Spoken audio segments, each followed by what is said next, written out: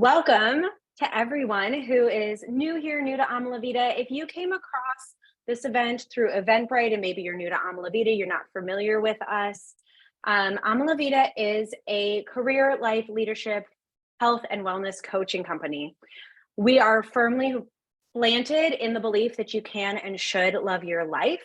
And that involves every aspect of your life, right? Because everything that we do is connected to the other things that we do. Life is 360 interconnected. So with that, we have 40 plus coaches on staff that have all been vetted and approved by the hiring team here to make sure that we're always bringing you the highest quality coaches and really a standardized, repeatable system when you're working with us, because we really want to make sure that we are giving you the highest quality and caliber of an experience in working with coaching, because we know how important this is. With that, we also are really passionate about bringing you a ton of free, very valuable content. And today we have the very wise and talented Natalia, who is coming in talking about setting boundaries. So I'm going to pin Natalia to make sure that y'all get a chance to really see her. I will be on the chat, so I will be monitoring the chat. If you have any questions, keep the chat going. We would love to really have active participation. And with that, Natalia, I'll hand it over to you. Cool, thank you. And yeah, my fingers got ahead of me on the keyboard and you got to see my whole intro before I was ready. But hi, I'm Natalia. I used to put here in the slides that I'm a life coach, but you all probably know that I'm some sort of coach because I work for Vida. And one of my biggest things and ideas that I try to also instill in my clients is that you're so much more than just your job title. So I wanted to throw in some other things about me that you could learn and then maybe inspire you to think about what those things are for you. So I'm currently based in Madrid, Spain. I moved here about 6 months ago, originally from Argentina, and then was living and grew up in San Diego before. So my current hobby, which I'm currently just obsessed with right now, is ceramics. If I could just live in a ceramic studio, I would. And my happy place is the ocean, which is nowhere near me in Madrid. So that has been proven very interesting. But what we're here to talk about today is boundaries, which can be really elusive and mean different things for everyone. So I'll walk you through what we'll be doing today, and then we'll get right into it. So one of the things that I like to do in my sessions and in the webinars that I lead is to start off with a grounding exercise. No matter what time of the day it is for you, you're probably coming from somewhere and going somewhere else after this. So I like to do just a little grounding exercise to make sure that you and we can all fully arrive to the webinar and be here together and find a little bit of presence. And then we'll talk about what are boundaries. So I'm excited to hear how you define them. And then we'll talk about different types of boundaries, what they mean, how we can label them. And then we'll get into the ABCs of setting healthy boundaries. And this is really a way to make boundaries something that's a little bit more tangible. Sometimes they can feel really nebulous. So my hope is that you walk away with a little bit of something you can touch, you can feel, you can engage with when you're thinking about setting healthy boundaries. I'll have you come up with one thing or one boundary that you want to set after we go through a few guided reflection questions and exercises, and then we'll have some time for Q&A. So let's get in here. So as people are coming in, they might find us doing a little grounding exercise, so they can just join right in when they do. So what I want to do is just take 3 cleansing breaths together. And I know we're not physically together, and I wish we could be, but at least we're all here in this virtual room. So let's just take a moment to fully arrive. So try and find a really comfortable seat.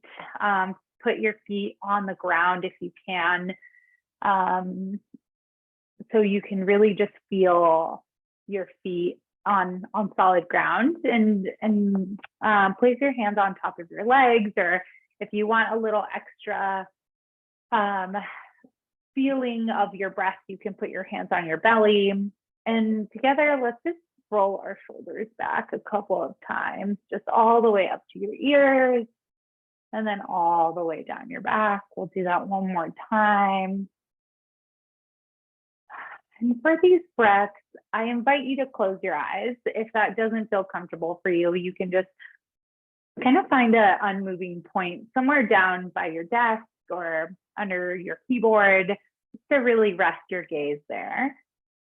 And when I talk about cleansing breaths, we'll be inhaling through our nose, really bringing in fresh, clean air, and exhaling through your mouth to just sort of let it go, let tension go, let thoughts go, let anywhere you have to be but here go.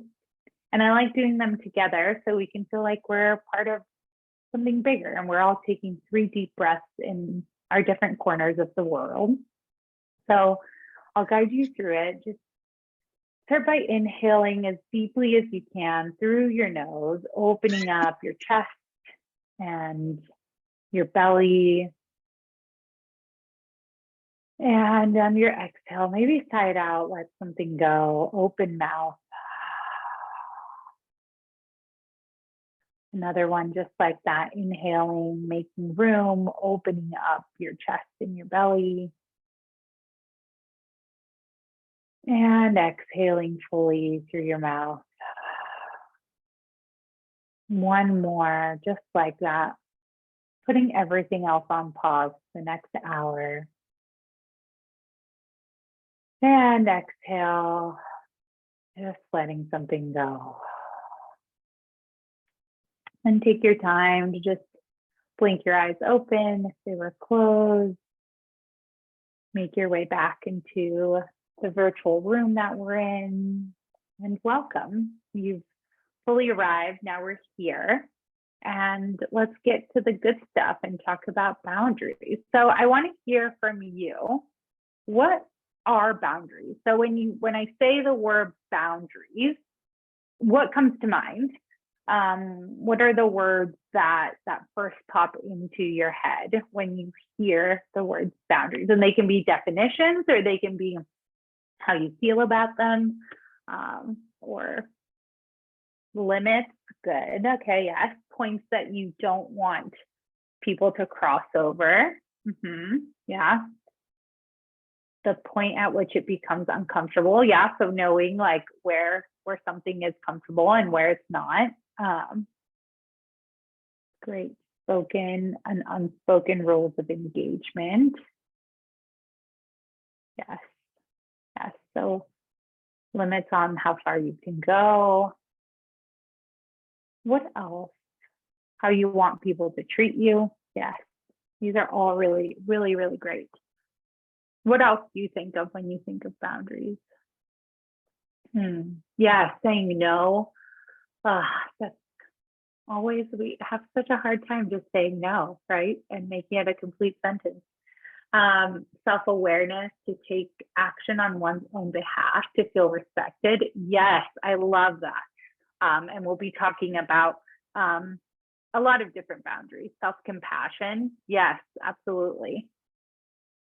So great. So yeah, so boundaries are, and I like to think of them as limits, but not as walls, right? So really a boundary is a line that you draw, whether it's in, and we'll get to this a little bit more, internal with yourself, which are very hard boundaries to keep, or external with other people, with your physical space.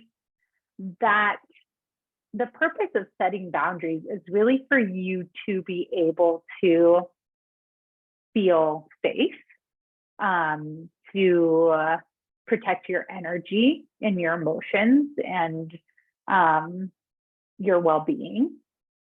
And then also to kind of how we were talking about and people mentioned of like, be able to set how it feels to be respected and to be valued and be treated the ways that you want to be treated.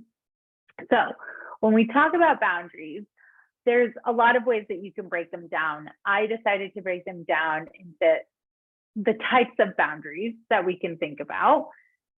And there's probably a million types that you can come up with, but this is 6 types that I want to share that we can talk about today. So we'll go through these, just talking about what they mean and what I mean by these terms. So physical boundaries really can mean anything from your needs for personal space, like literally, when people talk about having a bubble or a personal space boundary, your comfort with touch, so whether you like to hug or shake hands, those sorts of things, but also your physical needs, like resting and eating food and drinking water, and all these things that really encompass your physical body, whether it's in relation to other people or just in order to be well and to function the way you want to function.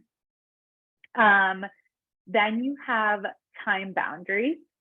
So time boundaries is all about your time, how you value it, how you prioritize it, and how you use it.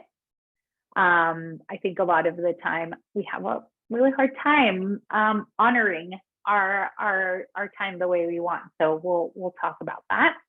Then there's emotional boundaries. So this is where we talk about honoring your feelings and your energy. This can include knowing what you can take in, what kind of conversations or emotions from other people you can take in, and also knowing when and when not to share your own emotional needs or your emotions. So I think it goes both ways. And then also what you need in order for you to be emotionally well, right? So the same way that maybe your body needs food and water and rest, what does your emotional body need in order to be well? Then there's material boundaries, which we sometimes don't think about, but it comes up. So really about possessions that you have and what you're willing to share and not share. So whether that's money, a car, clothes, your phone, just any material possessions that you have, and figuring out how you expect them to be treated, right? Like if you lend someone a book, are they allowed to fold over the pages? Don't get me started on that. I don't like when people do that, but so material boundaries. Then social and conversational. So this really can be conversations that you're willing or not willing to take part of, or you do want to be involved in, and also like your social level of like how much social interaction feels good, how much is too much, how little is too little. And then finally, the last ones, and I think these are really important because we think so much about boundaries, about teaching other people how to treat us, but internal boundaries, right? So the boundaries you keep with yourself, like how you talk to yourself, what you make time for, what thoughts you pay attention to and you give value internally, and how you process information or thoughts that come in, and how you choose to use it. So I wanted to give just a general definition and an idea of what boundaries could look like or what they can be referring to. And now we'll talk about what the ABCs are, right? Like how do we set healthy boundaries? How do we even think about it? How do I even know if I need to set a boundary? So let's get into it. So the first letter in this, and someone has mentioned it, is awareness, right? So the first step into creating any change is to be aware that something needs to change, right? So what I want to take a moment doing now is I'm going to share a few statements or questions that might be signs that maybe you're lacking healthy boundaries in your life right now. And if you have a piece of paper or your computer or whatever you want, just note which of these statements feel true to you. So you can get a sense of where you kind of are on this and see where that lands. So I have about 10 statements. So I'll just read them. It's not a quiz, there's no score, but just to get a sense of which ones ring true to you. So number one is you have a never-ending to-do list. And if you want on the chat to share, like, yes, heck yes, that's me, you can, or you can just write it down on a piece of paper. And I'll just keep going down these. You tend to feel slightly resentful or annoyed just in general, whether it's at people or groups of people. So resentment and annoyance. Some of your relationships or a lot of your relationships feel difficult or draining. You feel like you can't really say what you want or need. You're easily affected by others' opinion of you.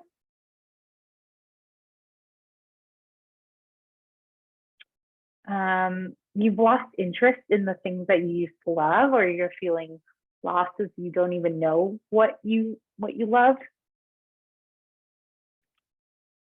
You really, really, really hate to let people down. You feel a constant kind of like, just like always there sense of guilt or anxiety. It's kind of really low level, but it's always there. You feel burnt out. You find it hard to make decisions.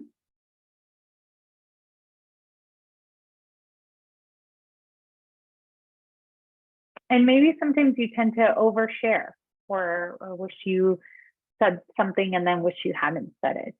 So, and I was hearing a lot of yeses and nos and heck yes all over the place. So take a moment just for yourself. This isn't for you to have to share with anyone. To get a sense of, like, as I was reading those, if you got a lot of yeses, you got a lot of, even if you got one, we can see how boundaries will be helpful. But if you got a lot, is thinking about how could these feelings be a sign that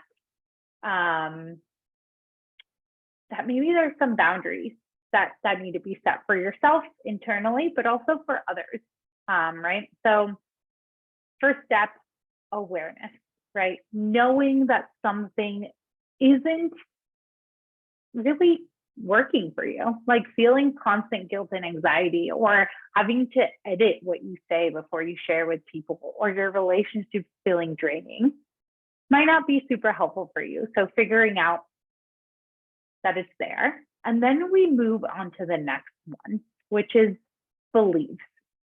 So I think that boundaries and beliefs go hand in hand, right? So what we believe about ourselves directly affects the boundaries that we do or we don't set for ourselves.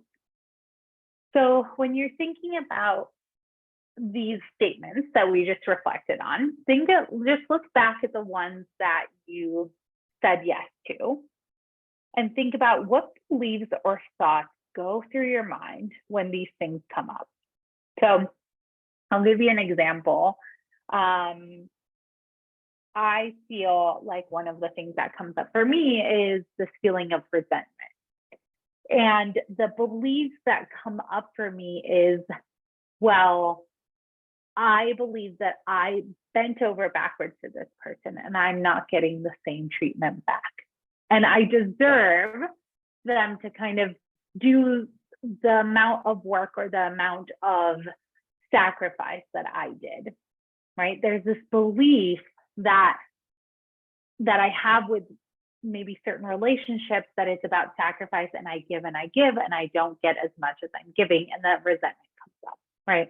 So what are some beliefs that come up? Maybe it's I have a never ending to-do list because I say yes to everything because I believe that if I say no, people won't like me, right? And yes, and these beliefs can, of course, be based on both like big T trauma and little T trauma, right? Of like past experiences that you, I don't know, you said no at work once and your boss got really mad at you and never gave you any other job. So now you say yes to everything, right? Like these are things that we develop to protect ourselves in some way. And just having awareness of what are these beliefs, right? Like what comes up for me and not judging them and saying, oh, this belief is stupid, or why do I even believe this? That's silly. But just saying, oh, this belief is here. It's coming up. Okay, right? Like that's it. Just acknowledging that it's there and figuring out what are the beliefs. And then thinking about what do I want to believe, right? So there's two parts of this. There's the what am I believing that's maybe keeping me from saying no and knowing that that means no, of walking out of a conversation when it gets uncomfortable for me, or etc. And what do I want to believe, right? So maybe it's the opposite. So if you have them written down, maybe it's about, okay, if you had the belief of, if I don't say no, or if I say yes to everything, then people will like me. And if I say no, they won't like me. Maybe it's what else could define being a good person or being a good coworker or being a good friend, right? What else could you believe that would be more helpful for you? And that would support you in setting boundaries that feel helpful and healthy for you. And so the belief is kind of this starting off point, and then it's going around the next one, which is communicating it, right? So not just communicating your belief to yourself so you can say, you know, I believe that being a good friend is not overcommitting. So I can show up fully to the things I commit to with my friends because I'm not worried that I have too many things on my plate, right? So there's two, that's one part of communicating, repeating this belief to yourself and figuring out what boundary will help you embody it. And then there's communicating it to other people. So many times we say, well, I'm just not going to check my work emails after 6 p.m. Oh, but my boss still sends me emails. And so I get, you know, notifications that they send me emails. So it's how do you communicate and share that need that you have with the people that are involved, right? I always think feedback is kind. So being able to say, you know, in order for me to be able to spend time with my family after work, I won't be checking my emails after 6 p.m. If you need anything, or if you send me any emails, I'll be turning off my notifications. So I'll see it first thing in the morning, right? So really figuring out how can you proactively communicate so it doesn't come out in a fit of anger or in a frustration, and being really proactive about that communication. And I'm just reading the question. So time and place important, also understanding by other person. Yes, so there's this other piece to boundaries, and I'm so glad you brought that up, Alfred, and I think this is an internal boundary of when you set these boundaries, you can't control whether the other person honors it or not, right? You can only, so it's really, there's also this boundary of what you have responsibility for. So you could ask your boss not to send you emails, and they can not respect that boundary. But if what's within your control is, I turn off my notifications after 6 p.m. and I don't see them, right? And a lot of this means that there might be conflict.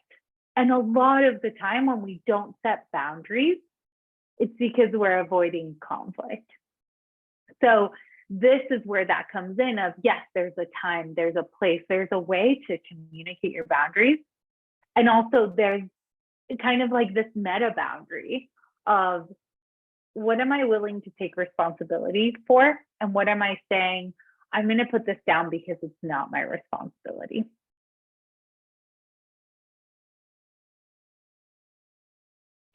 Okay. And then we get into the next one, which is probably like everyone's least favorite part of my ABC thing, but it's do it again. Boundaries and setting healthy boundaries is a constant thing that we do, right? It's like working out a muscle.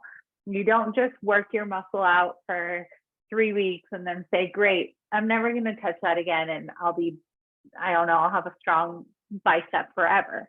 It is a constant thing that you have to keep showing up, flexing it, practicing it. Some days feel easier than others. And some days feel really hard, right? So it's about consistently doing it again, and also knowing that your boundaries may change because we are human and our needs change all the time, right? So maybe at one point in your life, hanging out with a friend that dumps all their emotional stuff on you is something you can handle because you're feeling good and you feel like you can listen to them and you're doing well. And then there's other times in your life that you don't have the capacity to hold that because you're going through your own stuff, and knowing that that's okay, that you're allowed to change and shift your needs and then shift your boundaries in a way that aligns with that.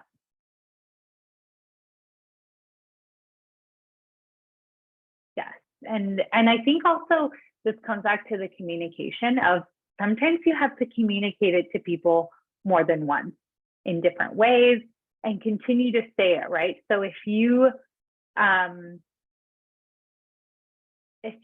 think about sharing something with your boss, and then they say, oh, but I sent you that email at 7 p.m. and you say, oh yeah, like I told you, like I mentioned, I don't check my emails after 6. So I saw it first thing in the morning at 9 a.m. So it's this continuous, and knowing that that's kind of part of the deal. People have their own stuff.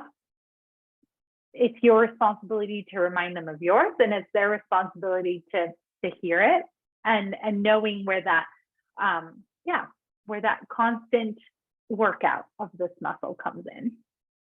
So what I want to I guess have you walk away with and take a couple of minutes to think about is, what's one boundary that you would like to set? So take a moment here to just walk through the ABCs that we just went through. So the awareness of what came up for you, and think about, like, is there one that's really sticking out of like, oh man, my relationship feels super draining and I really need to think about that, or whichever one. Just let's focus on just one. And then from that, think about, what belief do you carry with you when this comes up, when you're with your friends or your coworkers and you feel drained? What belief is going through your head? And what's a belief that you want to have instead?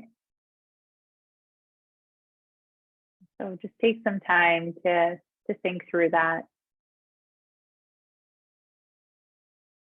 And after you have that new belief is, let's see, I'm seeing here. Can you give an example? Do you mind of what the belief, like, of going through this, Carolyn? Caroline? Yes. Okay. So I'll go with this one of like your relationship feeling difficult and drained, right?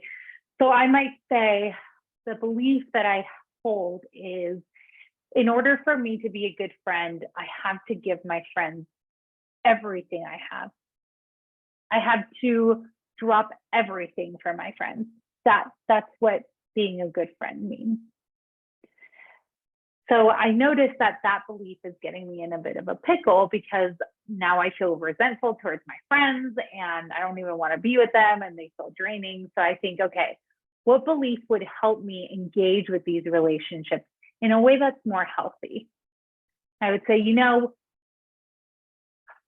if I believe that being a good friend means being fully present and engaged in my conversations with and having that quality time with my friends. So that would mean, okay, I have to be really present. I have to be able to really engage in that conversation. What boundary would I need to set in order for this to be possible? And that might look different for everyone. So one that comes to mind for this is, well, I need to make sure that I only hang out. I have like 3 social events a week, right? Because any more than 3, I get so drained and I'm so overwhelmed that I'm just like not really there. I'm kind of just going through the motions. So I hope that example helps, Caroline. Yes. So that's kind of what I want you to go through and walk away with one boundary that you'd like to set. And if you have one, and I see that some of you already put some in the chat, I would love to then encourage you to communicate it. So not only out loud to yourself, but to the people in this group, then just to really put it out there in the world and think about, is there anyone else you need to communicate this with, right? So you can kind of rip off the Band-Aid and communicate it with us and then share it with whomever needs to know. So yes, I'm going to go back now and look. Love that. Shutting off my work from home at a reasonable hour. And what I encourage you now that I'm reading through this, Alfred, like with this one, is what is a reasonable hour, right? Get really picky. What does reasonable mean? And what's that boundary for you? Really allowing it to be something that's maybe a little bit objective. So the need to be everything to everyone doesn't creep in there and say, oh, well, I really need to get this email out. So reasonable today means 10 p.m., right? So thinking about what does that mean for you?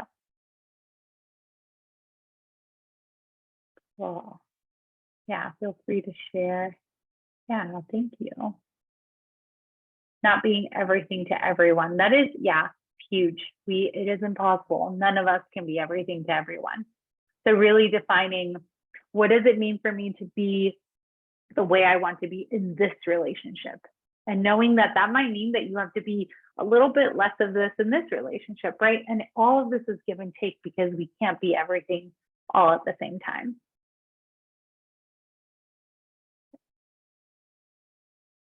Yes. So setting boundaries with customers of when you're available and when you're not.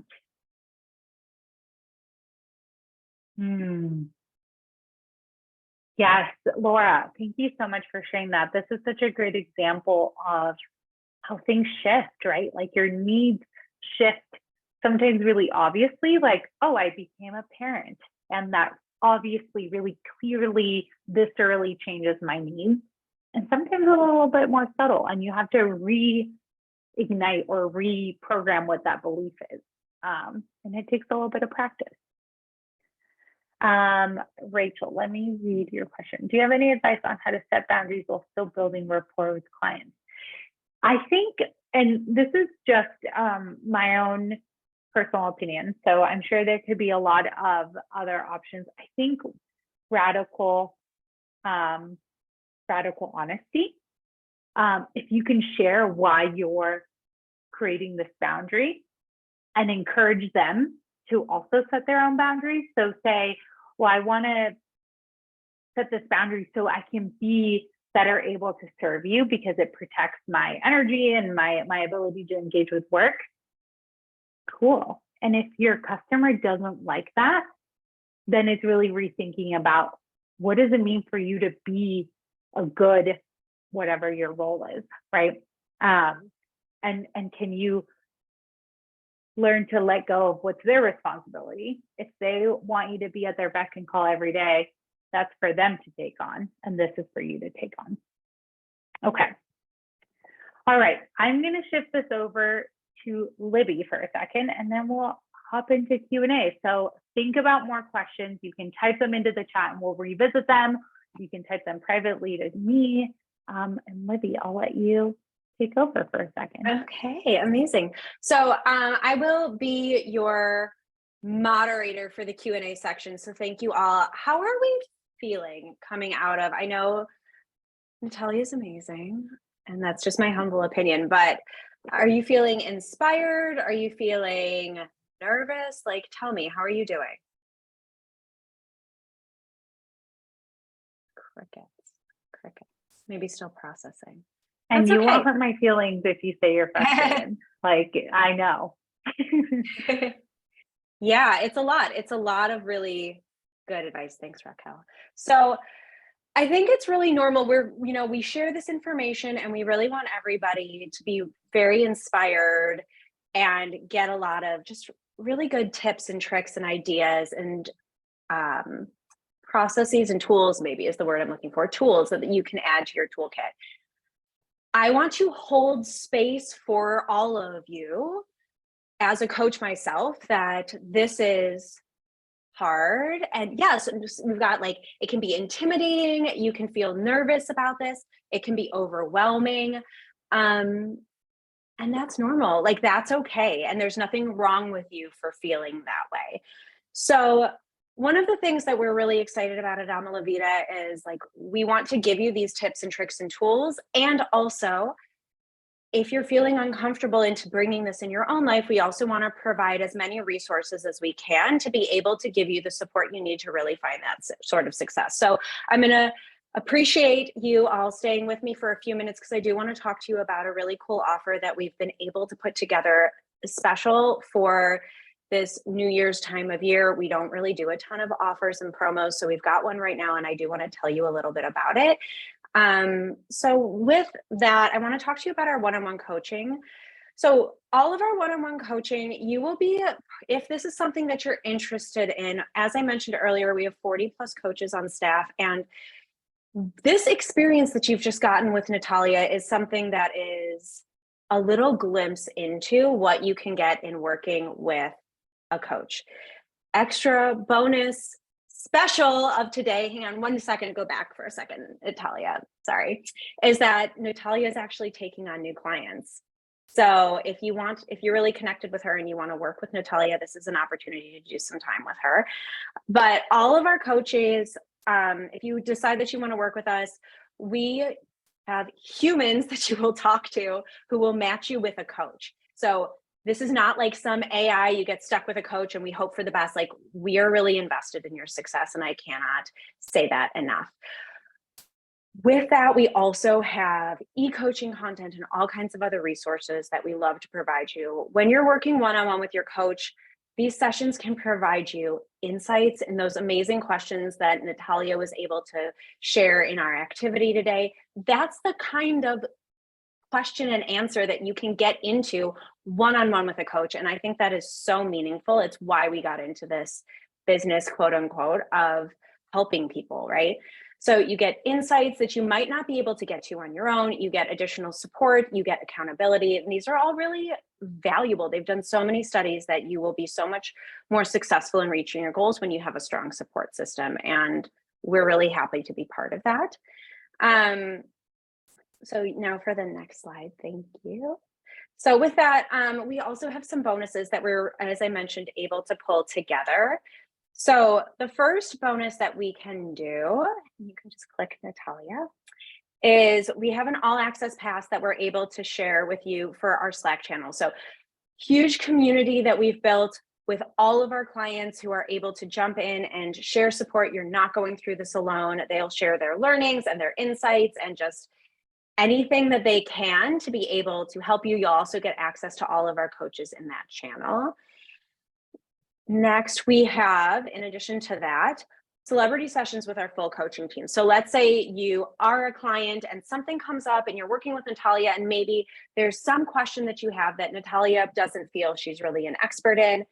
You can do a session with any of our coaches. Heck, maybe you attend another webinar and you're just really excited about this other coach and you want to do some time, get some time one-on-one with that other coach. You get access to all of our coaches, so you're not locked in. And I don't know any other coaching companies that provide you that level of support. In addition to that, we've just added this 8 group, oh, those are some strange emojis. I don't know how those got there, but that's how we live. So we're rolling with it. 8 group coaching sessions every month. So this is just like bonus value add that in addition to your coaching sessions, we've added in 8 group coaching sessions. We have not raised the price at all. We have just added these in. So you get, again, community, you get to learn from other coaches, you get support in other areas of your life.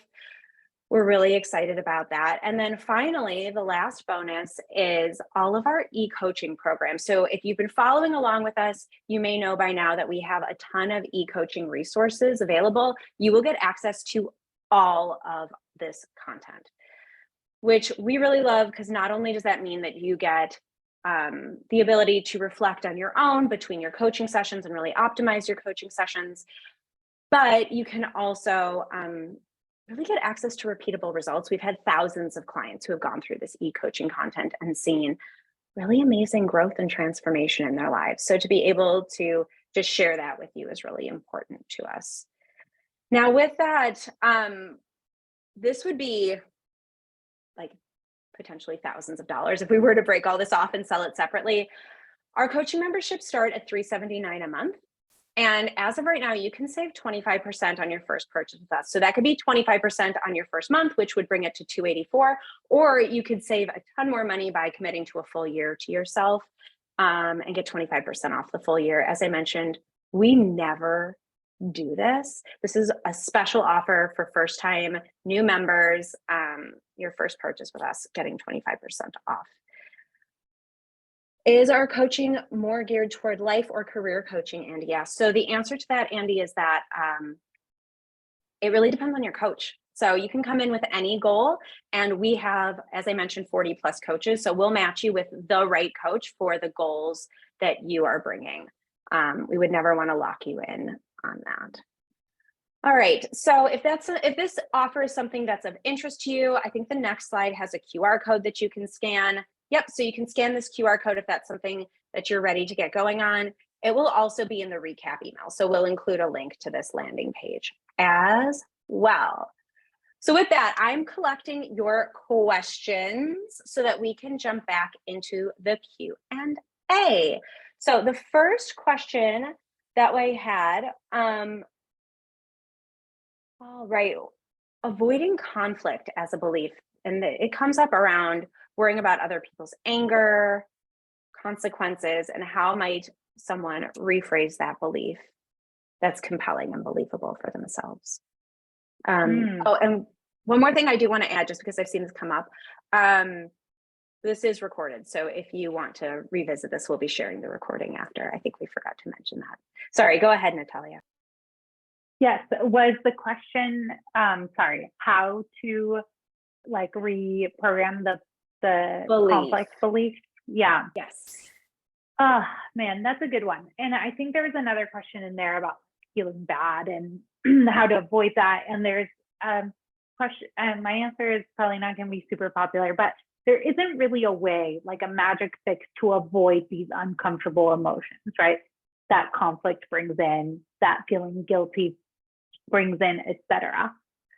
What I encourage my clients to do, and what I try to do myself, is sit with that discomfort and let it be there and still hold my boundary, right? So practicing and knowing really, and I think that's why it's so important to get really clear on the awareness of what it's, in what ways it's not being helpful, in the awareness of what beliefs you're holding on to that are not super helpful and they might be limiting you, and the beliefs that you want to have.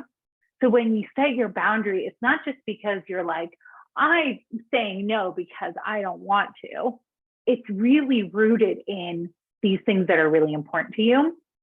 So you can sit with the discomfort, you can sit with the conflict, you can sit with someone not being super happy that you set a certain boundary and say, this is rooted in what I believe is best for me right now. And it is uncomfortable and it doesn't feel great for someone to have kind of create a conflict or to feel guilty, but I'm going to stand by it anyway, right? So it's really not how do we get rid of that discomfort, but how do we let it be there and not drive the decision or drive the car, so to speak. Hope that was helpful. That's a great answer. I liked it. Next question that we had was, do you have any advice on how to set boundaries while still building rapport, in this instance with clients? Oh, yes. And I think I answered that one before.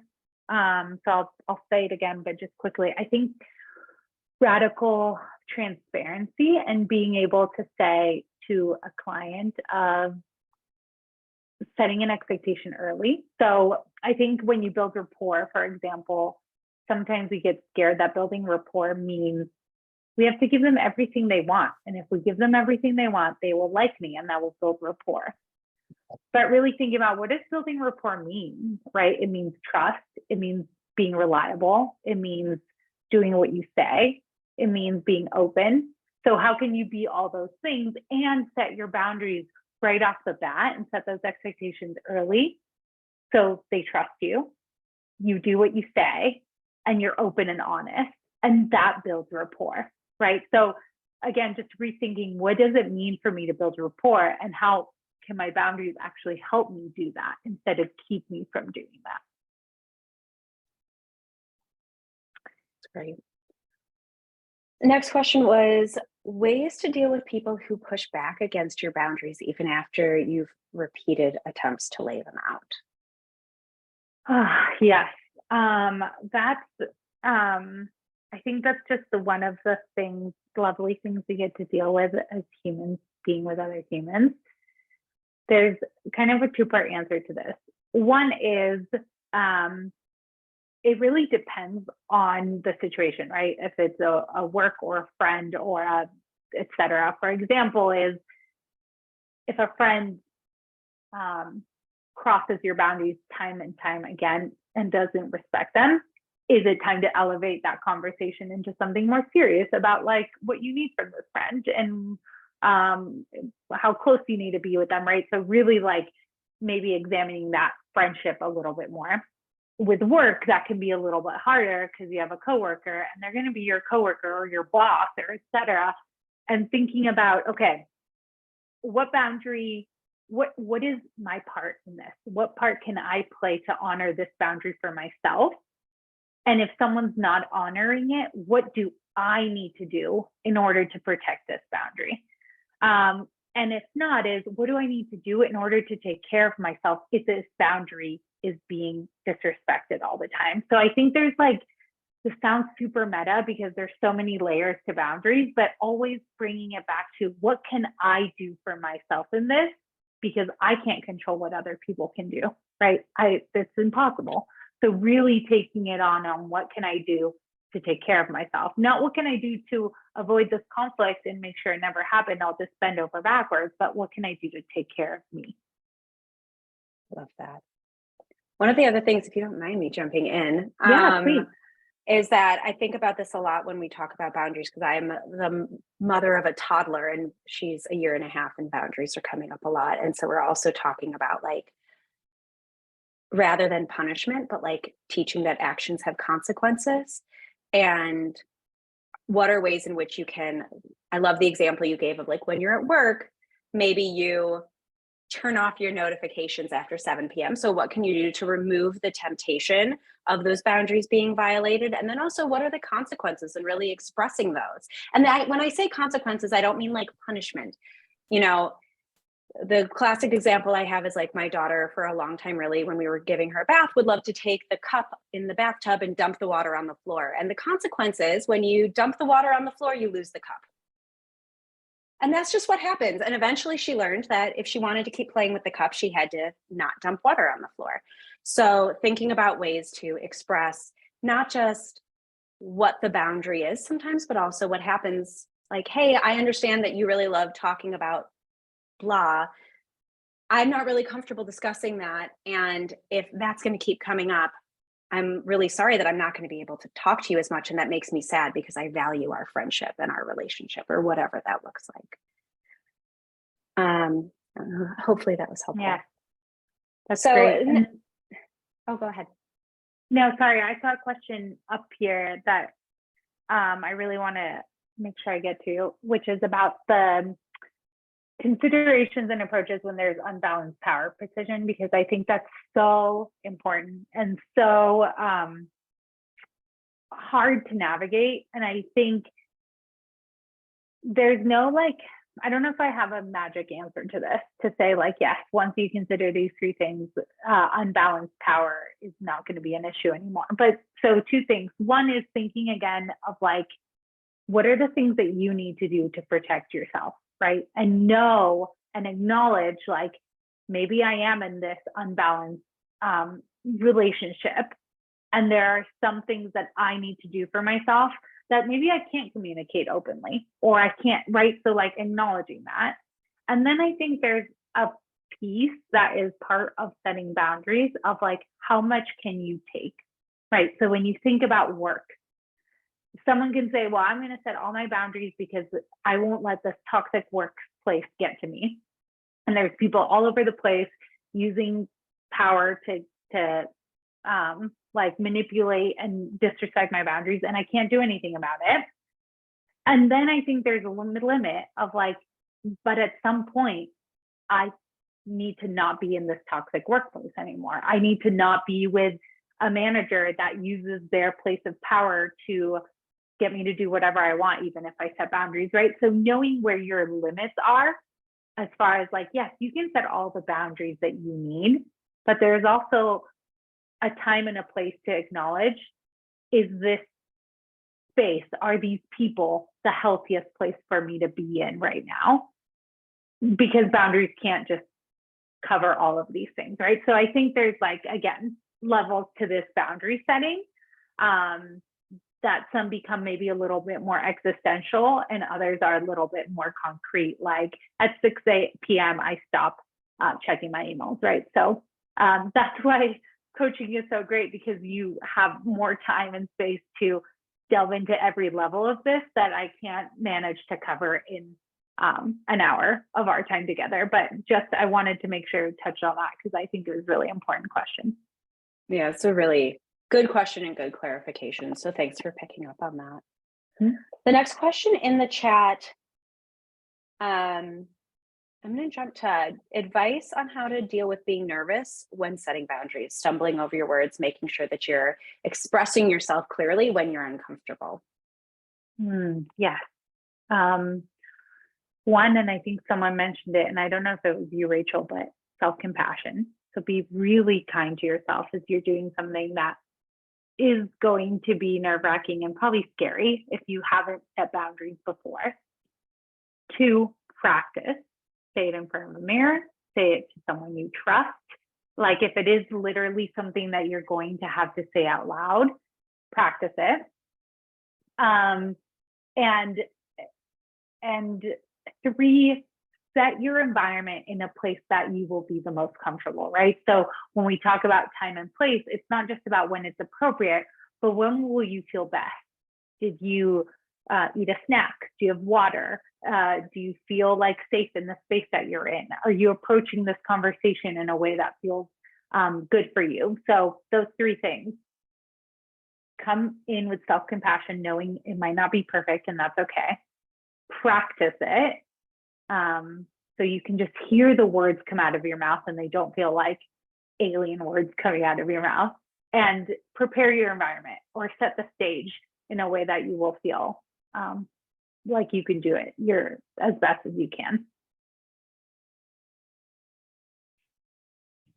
a good Yeah. advice. I like that. The last question, and this is the last question we have. We might be able to squeeze one more in, so feel free if you have lingering questions, you can drop them in the chat. We'll try to catch them. But the last one that I caught was any ways to say no and not feel bad about it. Say no very often, and and I know that sounds silly, but it is really like getting comfortable. Like when we talked even about conflict, right? Most of the time we don't set boundaries because we want to avoid conflict, we want to avoid anxiety, we want to avoid guilt, we want to avoid all these uncomfortable feelings. The only way to not feel bad for saying no is practice saying no and letting that discomfort be there, and also noticing it, that it goes away, noticing that it's not forever, noticing that it doesn't take over everything. And so really practicing saying no. And I think going through the ABCs, so again, you're really rooted in something and you're not just saying no for the sake of saying no, which can make you feel bad, and maybe rightfully so if you're just saying no because you feel like saying no to people because you want to do something bad to them, versus I'm saying no because this is what I need and this is why, and it's uncomfortable. I'm going to sit with it and I'm going to let it pass. So I hope that helps. I know that's not like a magic wand answer, but none of these things are. Yeah. And I realized that I did have a link to that offer. So I did want to just mention that I dropped that in the chat. Questions about how to, good There's question. Two yes, quick questions that I think I can, Yeah, go for it. So questions about how to react when people dismiss your boundaries. So I think Libby had a really good thought of like having the consequences and being really clear on what those consequences are. I think again, it gets to this point of like recommunicating your boundaries, maybe trying different ways, maybe expressing, hey, I've expressed this boundary and you haven't honored it, and I want to figure out where the disconnect is, right? Like always coming in from a place of like, let's partner on this because it is a partnership. And then on the more meta level is knowing how often are your boundaries getting disrespected, and when does it start to affect the place that you're in and if you want to be there or not.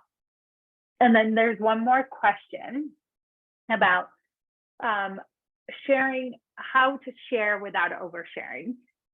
When you're practicing what you're going to share, and I think this is kind of like a boundary within a boundary, right? When you're deciding what your boundary is, knowing that not everyone needs to understand 100% why you're setting the boundary.